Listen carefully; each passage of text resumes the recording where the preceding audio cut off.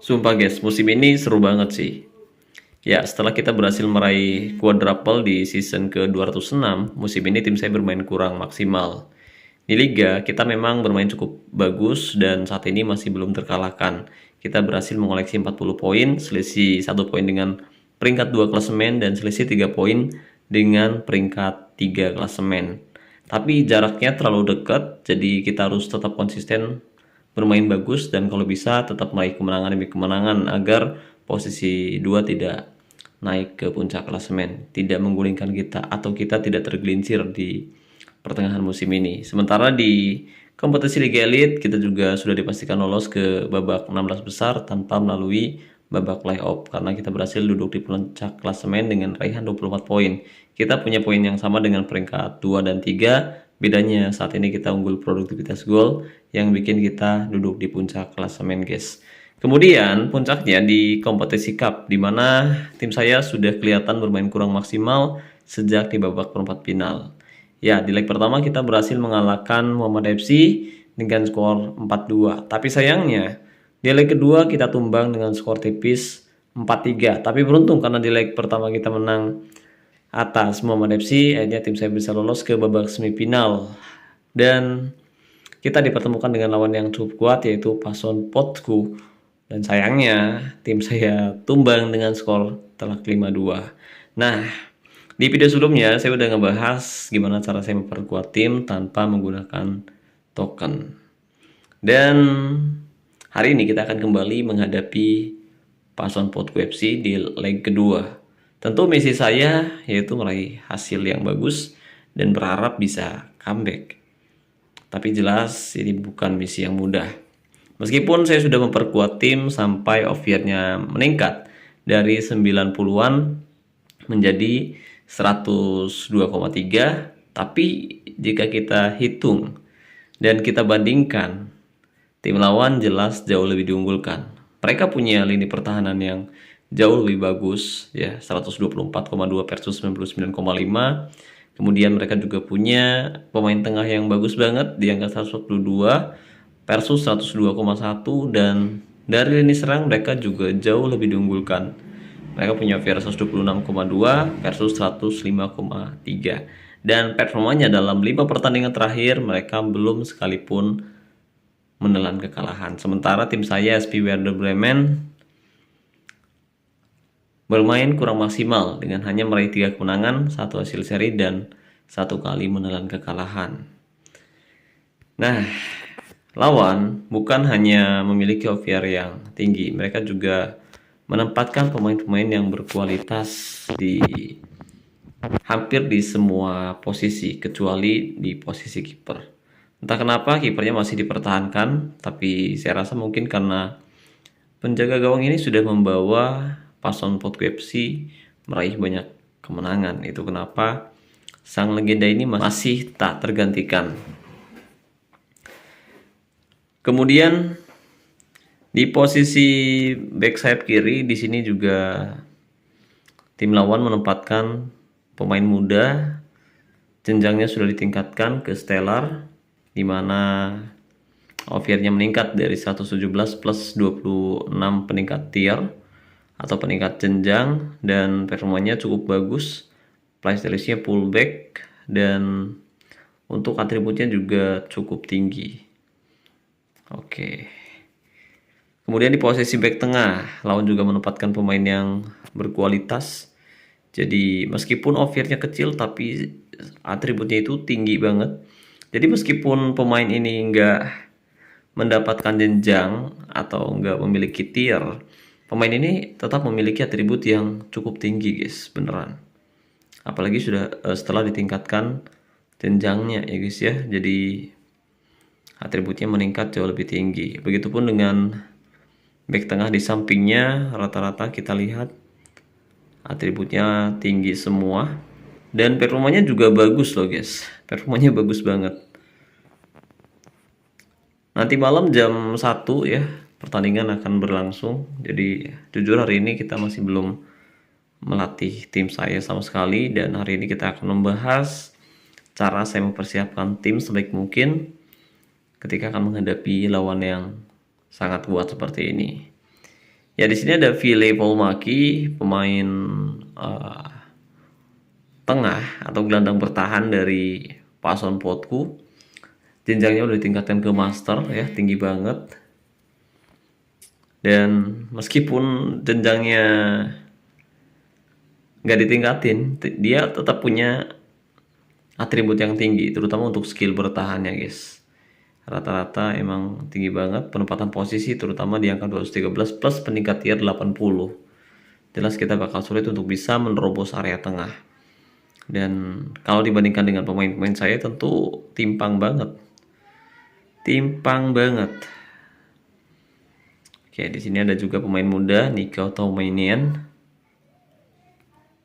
Kalau pemain ini juga ternyata udah ditingkatin sih. Rata-rata memang dapat peningkatan secara signifikan ya guys ya. Kemungkinan besar sih di Latmil, kalau enggak di pelatih akademi. Tapi kalau di pelatih akademi kayaknya enggak deh. Mungkin di Latmil tipis-tipis. Beberapa pemain lain juga memiliki skill yang bagus ya guys ya. Ada mungkin ini yang dibeli dari penawaran sepertinya. Itu terlihat dari atribut yang tinggi. Kemudian ada juga beberapa pemain yang sepertinya di Latmil. Oke, di posisi striker di sini Antizan, usia 29. Oh, legenda banget sih ini. Shootingnya hampir 300, 299, finishingnya 262. Ini mantap sih, rata-rata punya 2 keahlian khusus. Ini player Sultan yang mungkin sedang nabung booster kondisi lagi. sedang akan mulai membangun skuadnya lagi, jadi mereka tidak terlalu gencar untuk memperkuat timnya di musim ini guys. Mereka udah percaya diri banget bahwa timnya mungkin bisa juara dengan skuad yang ada sekarang. Bahkan pemain cadangannya juga memiliki kualitas dan skill yang bagus banget. Ini tentu berbeda dengan tim saya, dimana saat ini saya memang udah memperkuat tim saya, tapi masih belum terlalu besar, dan untuk jenjangnya juga udah saya tingkatkan hampir semua pemain, tapi tetap tidak lebih besar dari lawan yang bakal kita hadapi. Dan di sini saya juga masih menempatkan sang legenda Jinmah. Jinmah udah kita up ya. Tapi pertanyaannya, ya bisakah tim saya nanti mengalahkan tim lawan di leg kedua? Kita masih belum tahu pasti. Nah, jika kita bandingkan untuk atributnya sendiri, jelas ya tim lawan jauh lebih diunggulkan. Meskipun untuk tiernya sendiri memang rata-rata udah ditingkatin ke elit, tapi kalau dilihat dari segi kualitas keseluruhan dan juga skill pemain lawan dan juga pemain saya, jelas jauh banget guys selisihnya guys. Oke. Jadi agar nanti tim saya bisa mengimbangi tim lawan dan semoga aja bisa comeback. Jadi hari ini kita bakal mempersiapkan tim sebaik mungkin. Salah satunya yaitu dengan cara melatih tim kita untuk meningkatkan form latihan dan juga bonus ketajaman. Ya, untuk bonus ketajamannya sendiri kita lihat.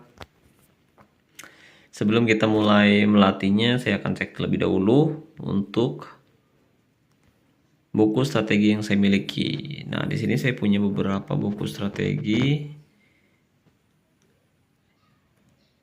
dengan level expert. Oke, 2 untuk penguasaan, 3 untuk kondisi, 1 untuk menyerang, dan 2 untuk bertahan. Oke, jadi kita akan gunakan dan kita akan tingkatkan untuk kondisi dan juga penguasaan masing-masing ke 16 mungkin. Ke 16. Untuk menyerang karena hanya ada 1, jadi kita gunain. Jadi kita tingkatin untuk form latihan, penguasaan dan juga kondisi aja guys. Ya, kita up ke 16. Nah, selanjutnya kita bisa pilih semua pemain seperti ini. Lalu pilih tim play. Nah, di sini saya bakal gunakan tim play expert kondisi dan juga tim play penguasaan. Lalu untuk tim play serangan juga kita bakal kasih satu aja, dua lah biar cepat. Bentar, satunya yang ini aja lah. Oke, satunya yang campur antara serangan dan juga penguasaan. Kemudian yang terakhir kita pakai ini aja lah. Nggak usah ding, nanti kalau misalkan kita isi 4 slot. Oke, jadi cukup seperti ini aja buku strategi yang saya gunakan. Jadi kali ini saya tidak akan menggunakan drill latihan standar, tapi full menggunakan buku strategi biar proses latihannya lebih cepat. Nah, alasan saya kenapa tidak mengisi full slot kayak gini, karena kalau kita isi full slot otomatis kondisi pemain akan turun lebih banyak.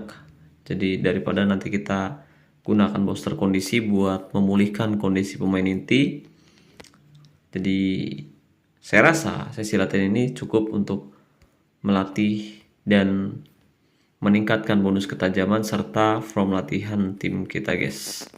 Kalau saya biasanya gitu, jadi kalau lagi males ngelatih tim, apalagi pas dapat lawan yang kuat, cukup gunakan semua buku strategi untuk ningkatin form latihan dan juga bonus ketajaman. Nah, kondisi pemain akan minus 4,5% per sesi latihan, lalu klik konfirmasi. Dan agar sesi latihan bisa berlangsung 2 kali lebih cepat, kalian bisa menggunakan 2 kali bonus latihan dengan cara menonton iklan singkat di sini. Oke, sesi latihan pun dimulai. Ya, di sini memang tidak terlihat pemain mendapatkan peningkatan atribut karena memang buku strategi itu tidak bisa untuk membuat kualitas pemain meningkat ya guys ya. Jadi cuma untuk ningkatin form latihan dan juga bonus ketajaman. Sementara untuk ningkatin atribut akan lebih efektif jika kalian melatih pemain kalian secara individu atau bahasa gaulnya di latmil. Nah, sekarang kita lihat untuk form latihan menyerang sudah maksimal di angka 14. Penguasaan juga sudah maksimal di angka 16. Tinggal form latihan bertahan dan juga form latihan kondisi. Nah, pada sesi latihan yang kedua, kali ini kita nggak usah melatih pemain inti. Jadi kita akan hanya akan melatih pemain cadangan. Dan berhubung kita akan melatih back, jadi kita bisa melatih minimal 4 back cadangan. Kemudian di sini biar cepat kita bakal gunakan tim play bertahan yang starter aja. Lalu kita mix juga bisa sebenarnya, guys. Nah, kita mix aja dengan yang kondisi. Tapi karena berhubung di sini ada peningkat form latihan kondisi, jadi kita harus menambah 4 pemain lagi dan kalian bisa pilih acak, yang penting judulnya 8 pemain. Kemudian kita bisa tambah lagi ya di sini untuk tim play kondisinya kita tambahin lagi biar sesi latihannya lebih cepat. Oke, biar sesi latihannya lebih cepat, guys. Nah, di sini saya juga tidak menggunakan drill latihan standar ya, guys ya. Full pakai tim play atau buku strategi. Saya udah isi semua slot, kemudian klik konfirmasi. Dan seperti biasa, biar proses latihannya lebih cepat, kita bisa menggunakan 2 kali bonus latihan di sini.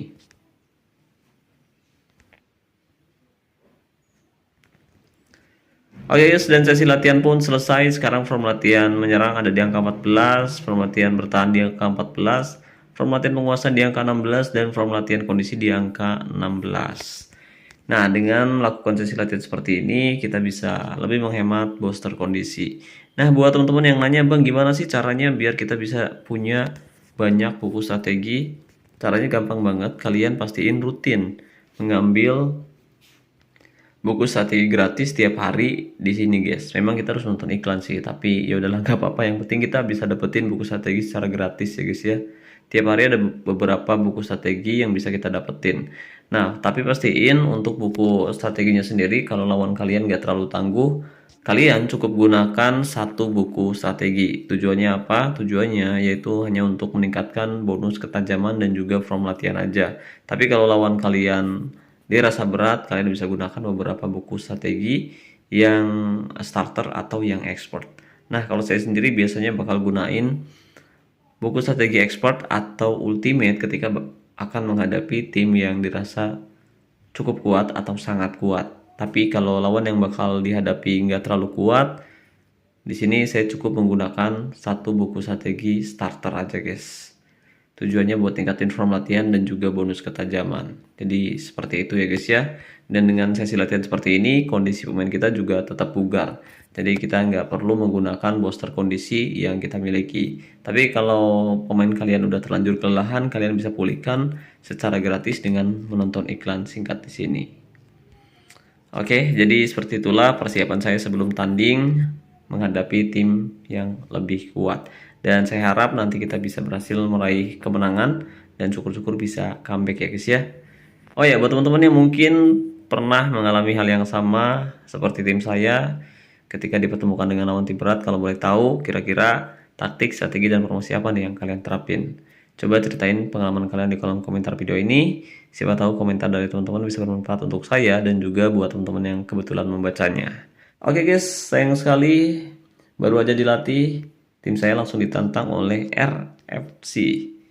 Tim milik siapa nih? Bentar. Kita akan lihat dulu pertandingan yang cukup menarik. Ya, ternyata sepertinya RFC ini melakukan laga persahabatan tapi tidak melalui asosiasi cuy. Ya kan? Oke.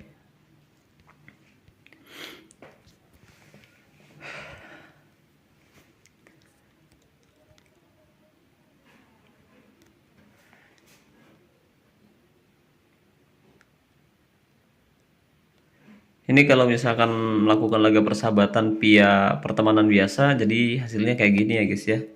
Jadi karena kita kalah level, kualitasnya terlihat lebih rendah. Dan kita bakal lihat kira-kira dengan selisih kualitas yang cukup besar seperti ini, akankah tim saya mampu mengalahkan tim lawan atau enggak nih. Dengan persiapan yang cukup matang, tentu pertandingan ini bisa berlangsung cukup menarik. Karena kalau kita bisa mampu mengalahkan RFC, tentu chance kita untuk bisa meraih kemenangan atas lawan kita di leg kedua babak semifinal juga terbuka.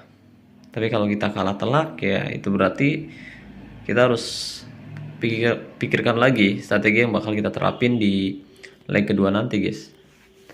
Skor untuk sementara masih 0-0. Kita lihat lemparan ke dalam, ada Fever di sana, Start, umpan pada Smith, jauh ke depan. Smith yang dituju, bagus sekali, sangat tenang, tembak saja dan gol tercipta. Smith berhasil cetak gol yang sangat spektakuler. Oke, ini nggak terlalu seru ya, ternyata speakernya nggak ada sih.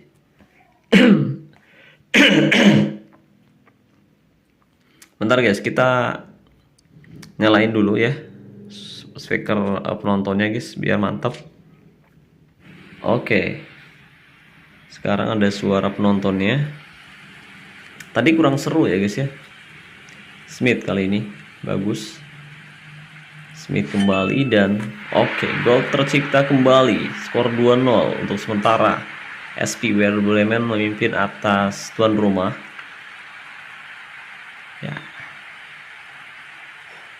Oh ya, buat teman-teman yang mungkin penasaran taktik yang saya pakai, ini adalah taktik yang kita terapkan di mana kita menggunakan formasi 4-3-1-2, formasi yang sebelumnya berhasil membawa tim saya meraih quadruple musim lalu. Kali ini masih kita terapkan, dan untuk taktiknya di sini saya pakai taktik dengan mental tim gigih menyerang, fokus umpan lewat tengah, gaya umpan panjang, serangan balik mati, kemudian untuk gaya tekanan rendah, gaya tackle mudah, gaya penjagaan jaga daerah tertentu, dan jebakan offside nyala. Tapi perlu diingat untuk taktik, strategi maupun formasi bisa saja berubah sewaktu-waktu tergantung situasi di tiap pertandingannya nanti guys. Tendangan bebas kali ini ada Linen, tembak saja, dan kali ini masih bisa ditepis oleh Kambuaya. Kenapa Kambuaya jadi kiper, kocak? Ya, Stiono, Puertas coba menit penjagaan tapi berhasil direbut. Kambuaya, bukannya bentar.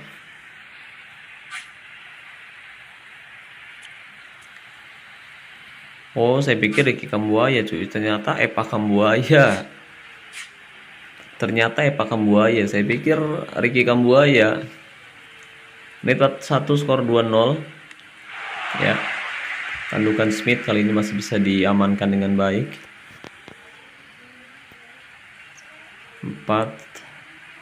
4-1-3-2 versus 4-3-1-2.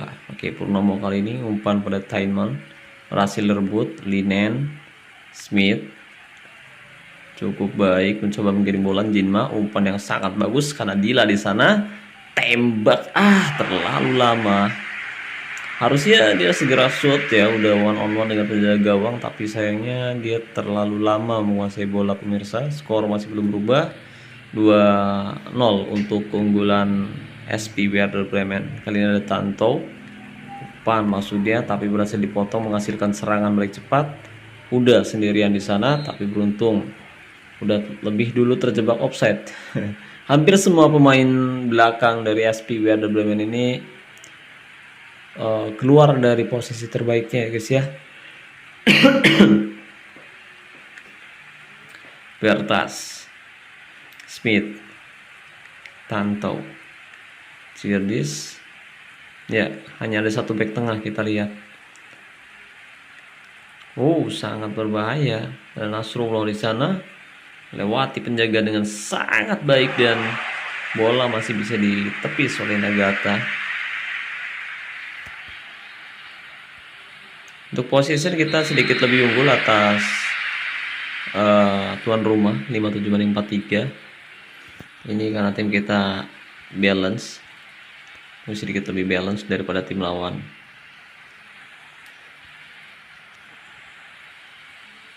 Oke. RFC mencoba untuk merubah formasi menjadi 4-1-4-1. Kita masih pakai formasi yang sama dan kita masih mengandalkan pemain-pemain legenda yang saya tempatkan. Injin mah 6,9 cuy. Oke. Sigurdis, Tanto kali ini. Smith coba membayang-bayangi Friedel di sisi sebelah kiri, umpan crossing. Karew di sana tapi beruntung tandukan Karew masih melenceng di sisi sebelah kiri penjaga gawang SP Werder Bremen. Oke, tendangan sudut Puertas, siapa yang dituju? Dan nyaris berbuah gol tapi tandukan Stark masih melambung keluar lapangan. Kita lihat serangan dilakukan oleh Purnomo di sana. Sekarang saya mau pakai form latihan kondisi lah, kita lihat. Rustiono udah cukup bagus, dribble yang bagus, luar biasa, dan Nagata lagi-lagi menjadi tembok kokoh di bawah mister gawang SP Werder Bremen. Friedel start jauh ke depan, Jinma tapi lebih dulu terjebak offside.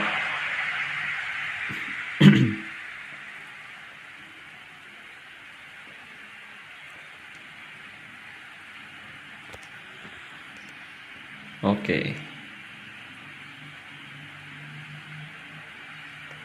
Menit 70, pergantian pemain dilakukan oleh RFC.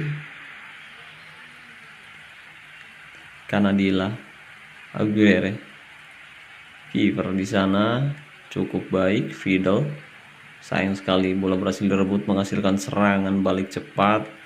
Sukirman, udah berbahaya, umpan terobosan Cahyono sangat bagus dan lagi-lagi finishing yang kurang efektif dari pemain RFC. Skor belum berubah, 2-0 untuk keunggulan tim tamu. Kali ini Zigerdis, Kiper berbahaya lewati penjagaan Purnomo lagi-lagi. Oke, waktunya kita melakukan sedikit perubahan. Mungkin ya ini waktu yang tepat. Kita coba ganti Jinma.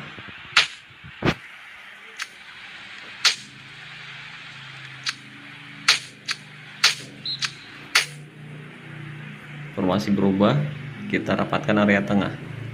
Karena Dila melakukan pelanggaran, kartu kuning diberikan, tendangan bebas akan dilakukan kali ini. Ada Huda, ancang-ancang, tapi lagi-lagi Nagata menjadi tembok kokoh di bawah Mister Gawang SP Werder Bremen. Kita kembali gunakan form latihan kondisi. Ventima, Huda, Sigurdis, Sukirman kali ini udah bagus sekali, umpan yang sangat baik tapi offside. Ya, kerjasama yang cukup bagus di lini pertahanan SP Werder Bremen, dimana pemain dari RFC kesulitan untuk bisa membongkar solid lini pertahanan dari tim kita pemirsa. Dan ini dia, tapi sayang sekali tandukan Friedel masih tepat di pelukan penjaga gawang. Oke. Menit 88, skor 2-0. Akan ada serangan terakhir. Ini dia. Viertas tembak dan terlalu lemah. Tandukan dari pemain SP Werder Bremen. Skor masih belum berubah, 2-0 untuk keunggulan tim tamu pemirsa. Dan kita berhasil meraih kemenangan. Jadi dengan persiapan yang sangat bagus, kita berhasil mengalahkan tim yang jauh lebih kuat di laga persahabatan kali ini. Tapi tentu pembuktian yang sebenarnya nanti malam jam 1 dini hari. Tapi dengan kemenangan ini tentu kita punya semacam semangat tersendiri agar nanti kita bisa meraih kemenangan bagus ya guys ya. Semoga kita bisa cetak 3 gol dan memaksa pertandingan lanjut ke babak extra time, lalu babak adu penalti, atau kita berhasil nyetak 4 gol. Tapi rasa-rasanya mustahil karena lawan punya kualitas yang jauh lebih besar guys. Tapi seenggaknya pertandingan kali ini meskipun laga persahabatan ini cukup menarik ya. Semoga nanti kita bisa meraih hasil bagus. Oke guys, jadi itu dia yang bisa saya bahas kali ini. Makasih banyak buat teman-teman yang udah nonton video ini dari awal sampai selesai. Makasih juga buat membership Top 11. Makasih banyak buat teman-teman yang selalu mendukung dan mendoakan saya sejauh ini. Jika dirasa pembahasannya bermanfaat, jangan lupa bantu support channel ini dengan cara klik tombol like dan juga subscribe. Saya Nur, wassalamualaikum, salam olahraga, salam Top 11 Indonesia.